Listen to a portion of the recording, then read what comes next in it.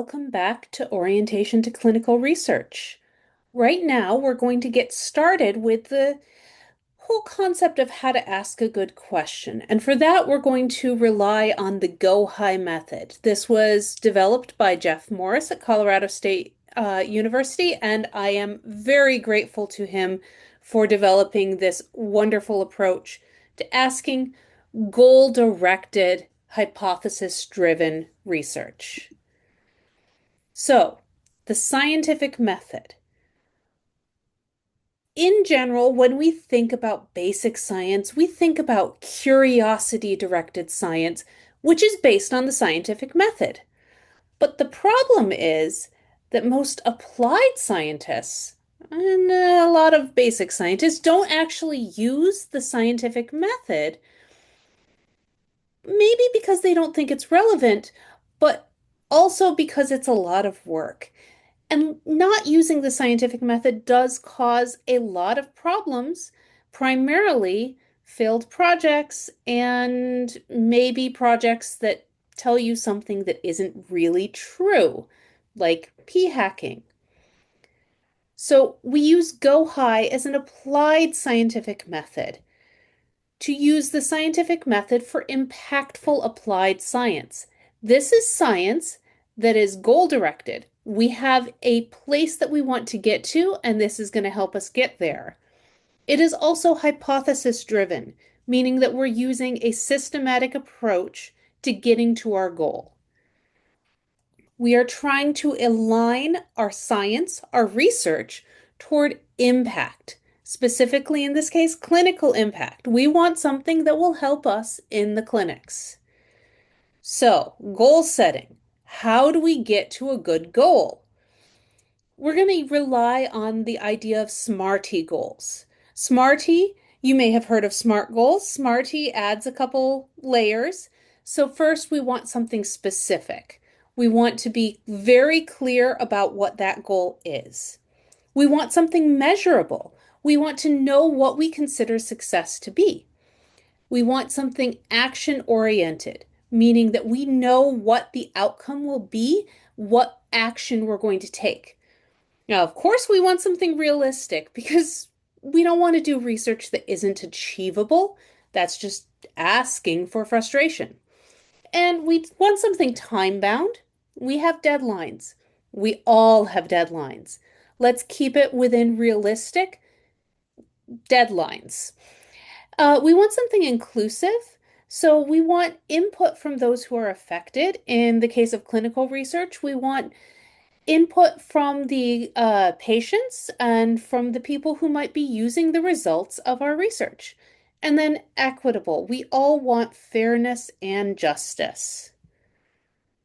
So we're going to start at the top with the goal-directed applied science.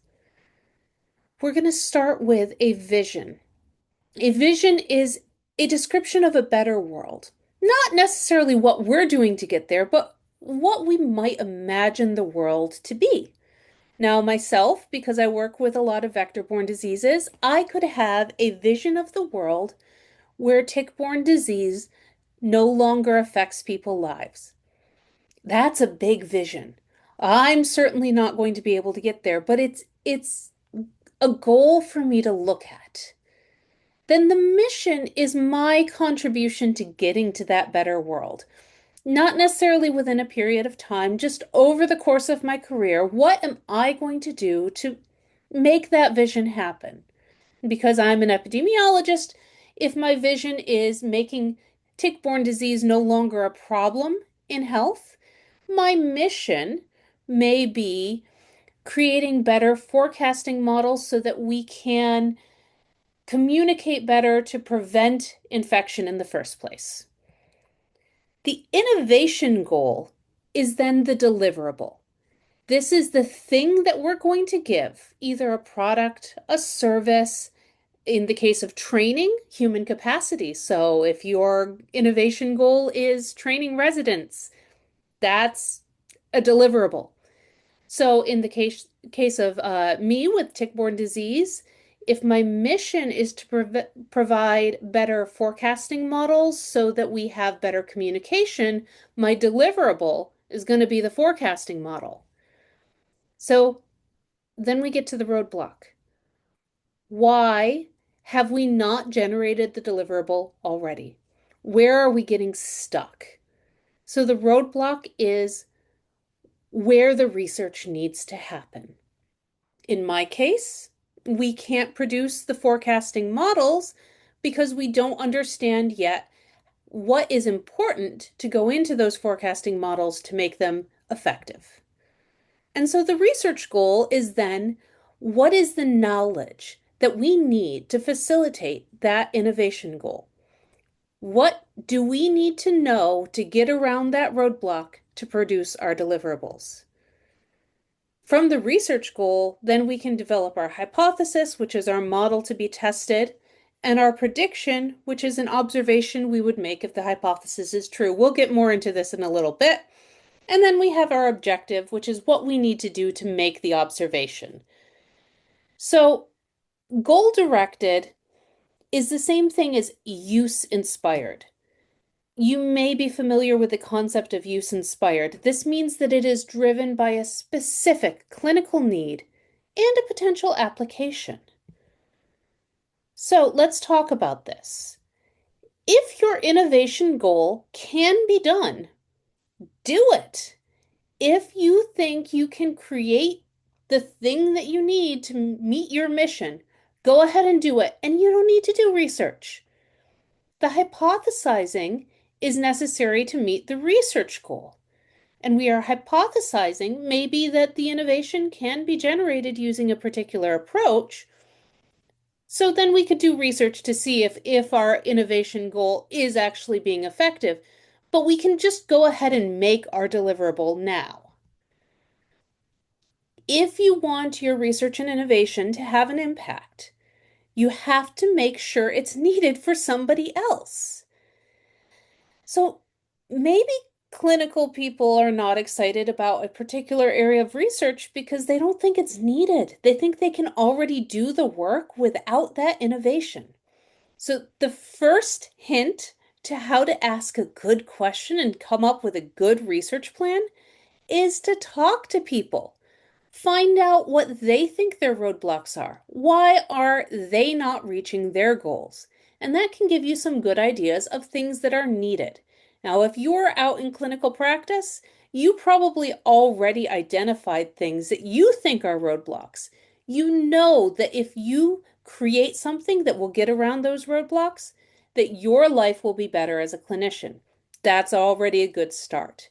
If you don't have something that you've quickly identified, start talking to people. Find out what they think would be good. This may be familiar to you based on the idea of the minimum viable product, which is an idea from startups. So the idea is that this is a cycle, that you learn what problems need to be solved. You develop some ideas for how to solve those. You build the results of those ideas, you create a product, and then you measure how well it does. You collect data, and you learn from that data to come up with new ideas. So it's a cycle. We're never done with research. You can decide you don't want to do research anymore, but if you are involved in research and you want to stay involved in research, there will always be more to do. So, we talked about if the innovation goal can be done, you should just do it. If it can't be done, you have a roadblock. So, what research do you need to overcome that roadblock? And it may seem that this is unrealistic because there are so many unknowns. And that's exactly why we need to go into the hypothesis testing, because it helps us develop this loop going through the unknowns that drive us to our goal, even when we don't know the way. So hypothesis testing gives us this loop that walks us through various unknowns until we get to the research goal, which is overcoming our roadblock to get to our innovation goal. Now, In planning, we might say, oh, well, this is a top-down approach. We get to the hypothesis and then we start our loop. In practice, if we know what our research goal is, we're going to be going through multiple loops around that hypothesis. If we don't know what our research goal is, we may actually be in multiple loops up at the top, where we think about a mission and an innovation goal, and then we talk to people and see if that is a good idea. And then we will refine and we'll come up with a better mission, something that's a little bit more focused. And then we get a new innovation goal, and then we talk to people some more. So there is a process, a looping up at the top when deciding what you want to do, as well as at the bottom when you know what you want to do and you're trying to overcome those roadblocks. So, what if you don't know your goals and you don't know your hypothesis? Well, that's kind of usual. So, we're going to start with a question and an expected answer. So, if your question is, will this new technology improve medical care? Your expected answer is, yeah, I think it will. That's why I developed it. So, why do you think that this new technology is going to improve medical care? That's where your hypothesis comes in. So, on to hypothesis testing, the core of the scientific method. And first, we have to talk about what versus why. We can observe what happens. We have senses, we have scientific instruments. We can make observations and know what happened. But we can't observe why. We can create models of the why. This is our explanation, our story of why the observation happened the way it did. But we can't actually observe that. This is just our mental model of why. So we might say, well, I want to know the why. I want to open that up and say what's going on. But we can't. We can only observe what.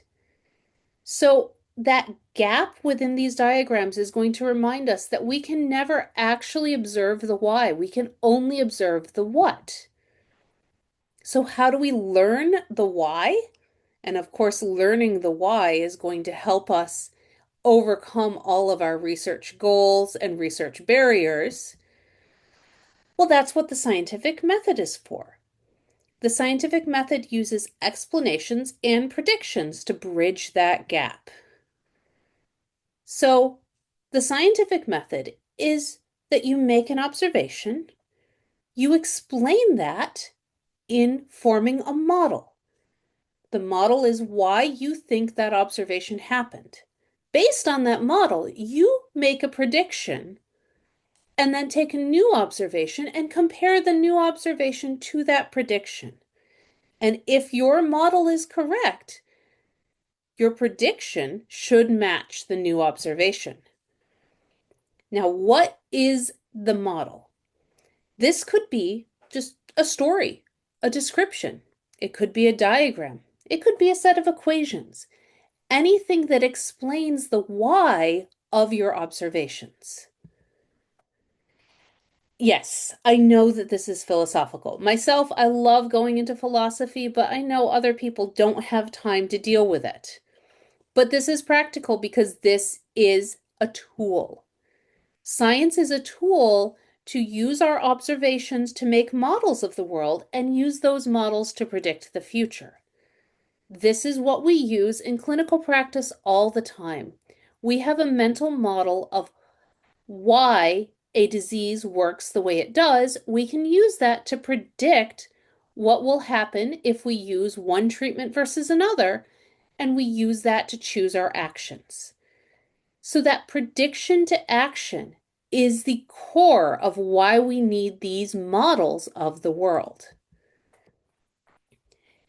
If your action depends on your model, you need to know what your model is and whether or not it's appropriate. If we have two potential models for a particular disease, They may lead us to different predictions, which may lead us to different actions. That's going to affect our clinical practice.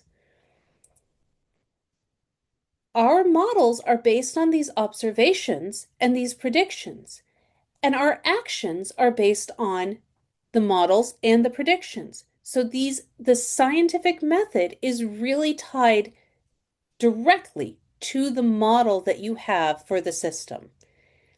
If you test your model and find that one potential model does not match the observations, but another does, that helps you find the more effective actions.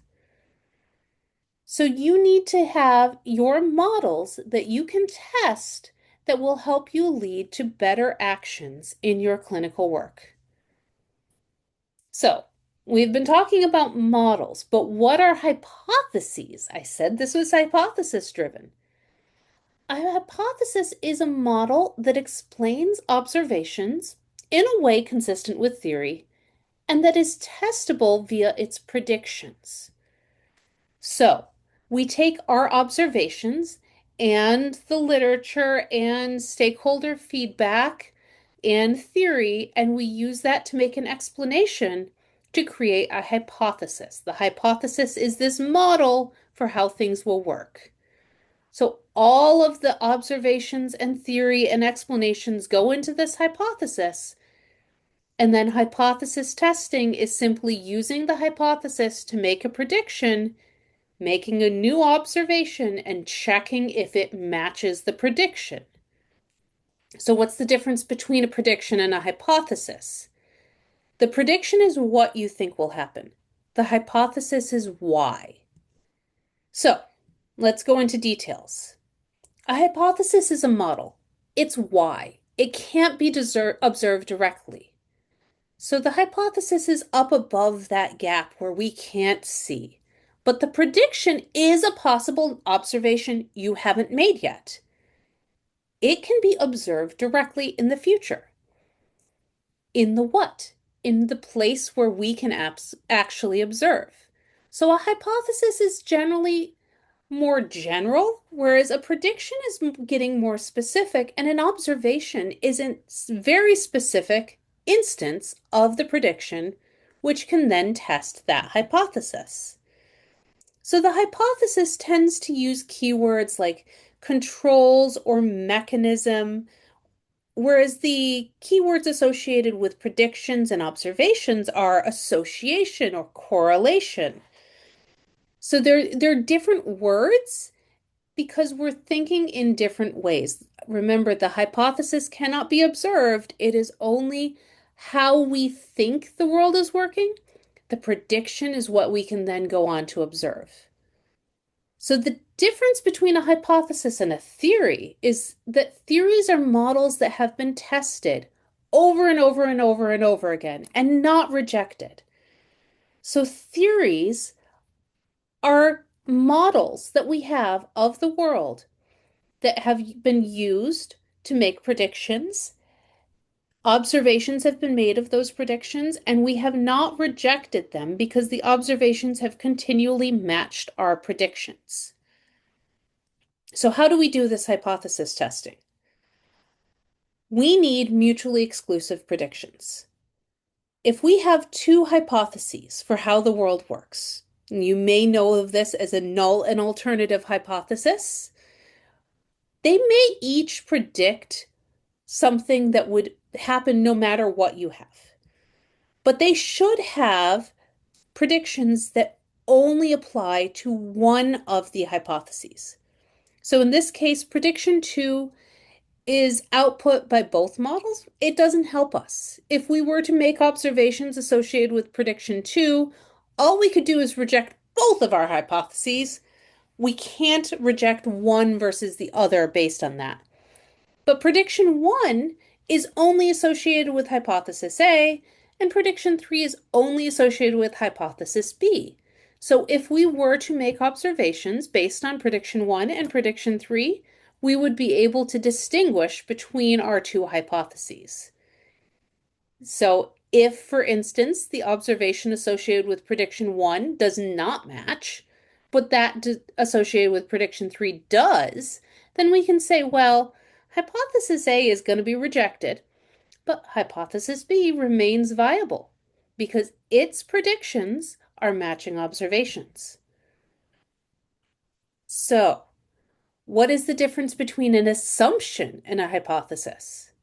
An assumption is a model that can't or won't be tested.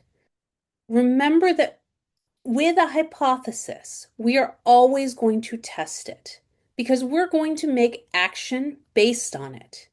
An assumption is something that you're not going to test, but you're going to take action on anyways. We make assumptions all the time. We have to.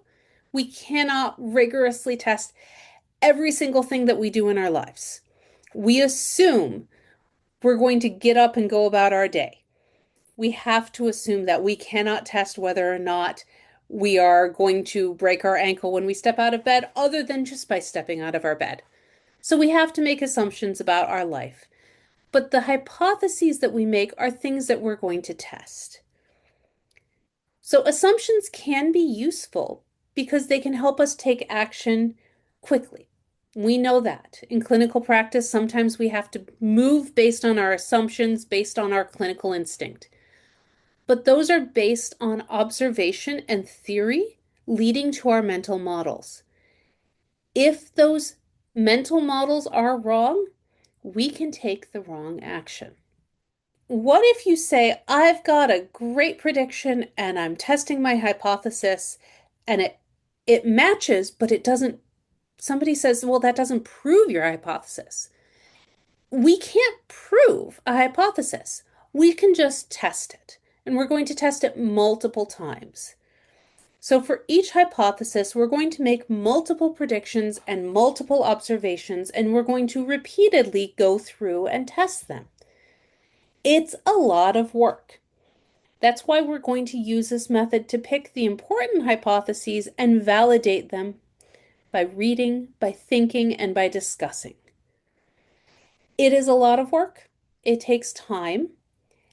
It can take weeks to months to plan and months to years to do, but we're going to try to find these goals that we care about and that's realistic and time bound. Remember our SMARTY goals. We want something that we can do, but that will be valuable. So we're going to start with our easiest to test predictions and observations and move on as they continue to hold up the hypothesis to the harder and harder to make observations. This is one of the ways we save time using this method because we identify the easiest predictions to test first. This may be familiar to you if you think about the process of clinical trials. You're going to start with animal models or in vitro models. You're going to test the hypothesis by making predictions and observations in lab animals and in cell culture. If that holds up, then you might move to a small phase 1 trial. And then from there to phase 2 and phase 3, we're increasing the difficulty of our trials as we get more evidence that our new treatment is going to be effective. What happens if the observation doesn't match your prediction? Your hypothesis is wrong. That's great. Our job is to eliminate a hypothesis. If you think you have a new treatment that's going to be fantastic and you test it properly and you find out it does not work, that is wonderful because that is a treatment that you can tell people, this doesn't work. I don't recommend it. And that saves everybody time and effort. So when we get new knowledge, we can eliminate the hypotheses that don't work. We will improve our overall knowledge of the system, and that improves clinical practice. We don't want to keep doing things that won't work. And when we eliminate that old hypothesis, we can come up with new hypotheses based on the prediction that didn't match the observation. And that new hypothesis could lead to a new realm of clinical treatment. You want to do something amazing. Well, the predictions that hold can eventually lead to new theory, which can change everything. It can change clinical practice for everyone. So we need to build new knowledge that can go on to make changes, to make new theories, which can lead to new actions, new treatments, new patient outcomes, better patient outcomes. All right, so started with a simple logical chain, and now we've got multiple hypotheses and multiple predictions. It's a tree. Your scientific program, your research over the years is going to build as a tree, that you're going to build multiple branches and branches on branches as you build out your research program. That will multiply as quickly as you want and are able, and that is going to add up to your scientific contribution to that vision and mission. Making the world a better place isn't easy, but it will be great. You have a method to do it. So, what are some practical things that medical students and clinicians can do with this Go High approach? You can find exciting ideas for independent research and for innovation projects. You can explain the potential impact of your work in manuscripts and in cover letters and in grant proposals. You can pitch your ideas to collaborators and to mentors and to participants, even. And you can understand what your clinical mentors and what your collaborators really expect from you.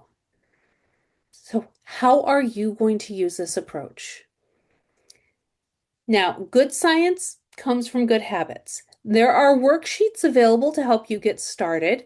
The first is a full-size worksheet. This will help you come up with your vision and your mission. I gotta tell you, I use this whenever I'm starting a new research proposal, grant proposal, because it's very helpful for just laying out why exactly we're doing it and what our plans are and what predictions are we making and what observations do we think are going to be made out of that. If you are doing a much simpler project, you can use just the minimal experimental design sheet. This is just giving you your two competing hypotheses and your experimental design and your predictions based on those two hypotheses. Both of these worksheets are available at gohigh.org, and I'll put the link down in the description for the video. I hope this has helped you to come up with some good ideas of how to approach developing a research idea and a research program. Please check out the notes to see a little bit more about how to go about this and join us for the next video.